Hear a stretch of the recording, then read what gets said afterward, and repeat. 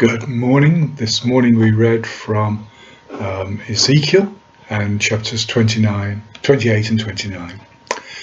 And it's another one of those prophecies of the same theme that we see throughout Old Testament prophecy and New Testament too.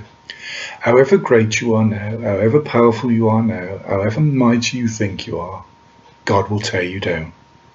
God will raise up who he raises up.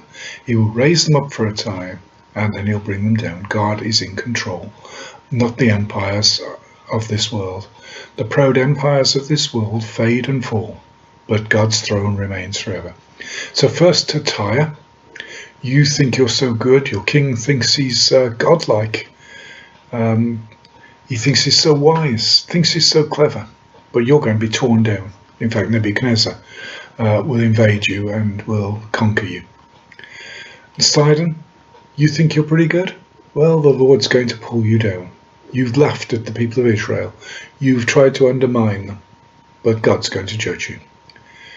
Egypt, you're a great mighty power. In fact, some of the people of Israel put their trust in you instead of trusting in God. But you are like a splintered reed. So there's an allusion to the reeds that grow by the Nile. The reed looks like a solid stick, but if you try and put weight on it, it just splinters and breaks away. And that's what Egypt was like, just splintered and broke away. So the Lord was going to allow them to be judged as well, and an invasion would take place, and they would lie desolate for 40 years. And then he speaks to Nebuchadnezzar and says, Nebuchadnezzar, you've done what I told you. You obeyed my will. Nebuchadnezzar didn't know God. He didn't know anything about the Lord, but even without knowing it, he was fulfilling the Lord's will and the Lord's purposes. And so he was going to be blessed for that time. God, of course, dealt with Nebuchadnezzar in his own way. We read it in the book of Daniel, how God dealt with Nebuchadnezzar.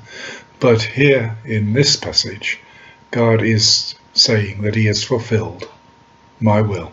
He has fulfilled my purposes, and I'm going to keep blessing him to fulfill my purposes. Not because of Nebuchadnezzar's goodness, but because God had his purposes to fulfill. God is the king of all the earth, the ruler of rulers, the king of kings, and he rules. He establishes order. So don't puff yourself up, proud nations. You may be big and mighty now. You may be the superpower of the world right now. But the Lord will bring you down, because he is in charge. He rules. Earth's proud empires fade and fall, but the empire of our Lord stands forever.